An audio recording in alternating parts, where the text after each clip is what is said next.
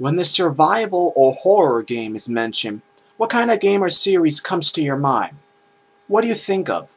What's your guess? What's your choice? Let me give you a second to think. Let me guess. Resident Evil was your choice. If not, then it must have been a second pick. When the discussion goes to survival games, there's not a lot to choose from. That's why I thought Resident Evil, and I can imagine you would think so too. When you think of it, it's survival horror. Both can be mentioned together or apart, like a horror game or a survival game. But technically, officially, it's called survival horror, as what Capcom called the Resident Evil series when it first came out in 1996. I think both genres are the same, just another name for it.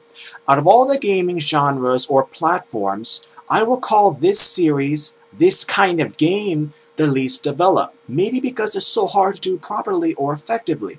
There's only a few series worth mentioning, like I said, Resident Evil or Silent Hill. That's it, not much else. It's like the American horror film industry. Once upon a time they made great movies.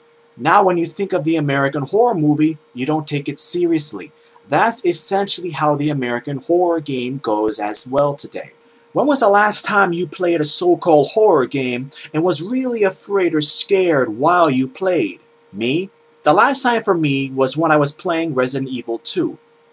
It just does not scare me anymore. Why? Are the games not good enough? Or are the ideas not good enough? This ties into my previous video game discussion on modern games. A game can look great, but not play good. Let's just go back for a moment and let me talk about the early forerunners of horror games. The oldest one that I can think of is Alone in the Dark.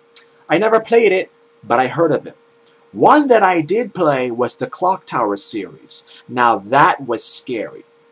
I talked about the last time I got scared playing a game, but the first time was with these games. But the Clockwork Tower series is gone, and that's it. All we have now, all we have today is basically, like I said, Resident Evil and Silent Hill. Of course, other games have come out, but can anyone name any? Perhaps, perhaps not. Like I said, this is the most underdeveloped genre in gaming. Oh, some can name other games that scare people. Left 4 Dead or Dead Space are some new games that can be considered horror survival, but not in the old school sense of you playing a character who's helpless. In those games, you had no means of defending yourself. Left 4 Dead or Dead Space is a sort of horror survival themed shooting game, not a literal survival like Resident Evil was in Clock Tower, for example. Now I said Resident Evil was. Why? When Resident Evil 4 came out, there was some controversy that the game was not really scary, just action-packed. I did not really feel scared when I played, but I did jump out of my sofa during gameplay. Not the same thing. All of us gamers would think that with better graphics, we might be scared more often when we played. I don't think so. In a way, I think we become desensitized. You see it so often that it does not faze you, does not alarm you, so naturally it does not scare you. Clock Tower and Alone in the Dark were the first, Resident Evil was the best. If you're going to scare a gamer, you can scare a gamer too much. Silent Hill has been really scary. It can be so scary that you just stop playing. I did, but Silent Hill games can vary in terms of quality.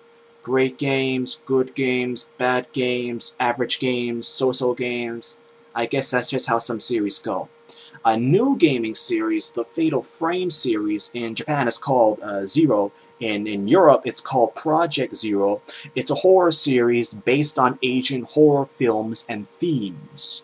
You do jump a bit when you play this game, or this series. It's worth a look if you want a good scare.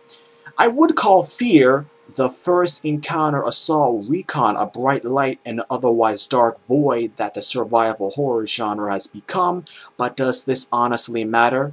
No. In modern horror games today, there is no universal scare me game.